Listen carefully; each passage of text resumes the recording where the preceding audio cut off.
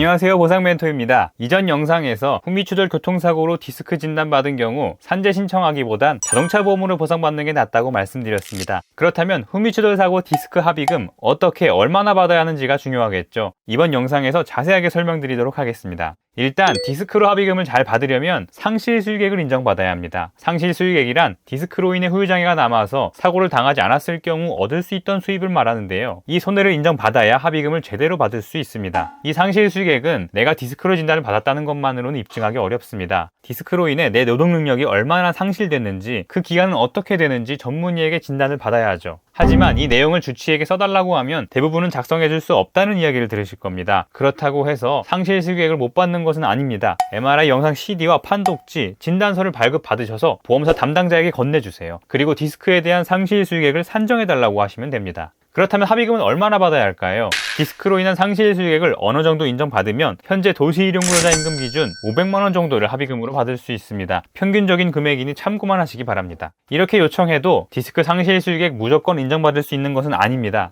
예를 들어 사고가 굉장히 경미했는데 MRI 촬영 결과 디스크에 문제가 있다고 합니다. 피해자가 디스크에 문제가 생겼으니 상실수익액을 인정해달라고 하면 보험사는 뭐라고 생각할까요? 사고와 인과관계가 없어서 디스크에 대해서는 보상할 수 없다고 할 겁니다. 상실수익액을 제대로 인정받으려면 여러 가지 조건에 부합해야 합니다. 첫 번째, 추간판 탈출증과 교통사고와의 인과관계가 충분해야 합니다. 어느 정도 사고 견적이 있어야 합니다. 범퍼만 살짝 들어갔다거나 까진 정도의 경미한 사고로 디스크에 문제가 생겼다고 보기는 어려울 겁니다. 두 번째, 나이입니다. 고령의 나이라면 원체 퇴행성 디스크로 고생하는 분들이 많기 때문에 확실한 외상이 아니라면 인정받기 어렵습니다. 세 번째, 신경병증 여부입니다. 신경병증이란 추간판 탈출증으로 인해 상지나 하지에 방사통 등의 신경 증상이 있는 것을 말합니다. 이 증상이 없다면 후유장애가 거의 남지 않았다고 볼 수 있기 때문에 상실수익액을 인정받기 어렵습니다. 마지막으로 소득인데요. 도시일용근로자 임금 기준 500만원 정도 합의금을 받을 수 있다고 말씀드렸죠. 내 연소득은 6천만원이 넘으니까 1000만원도 받을 수 있겠네, 이렇게 생각하실 수 있어요. 그런데 이게 현실적으로 숫자만 대입해서 합의금을 받을 수 있는 건 아닙니다. 객관적인 소득 자료가 있음에도 불구하고 보험사에서 수술 안 한 디스크로 1000만원 이상 합의금을 지급하는 경우는 흔치 않기 때문입니다. 그래서 내가 소득이 높다면 꼭 전문가를 통해 도움 받아보시기를 추천드립니다. 합의금이 크진 않지만 보험사는 디스크에 대해 부정적으로 바라보기 때문에 많은 준비가 필요합니다. 오늘은 후미추돌 사고 디스크 합의금 어떻게 얼마나 받아야 하는지 설명드렸습니다.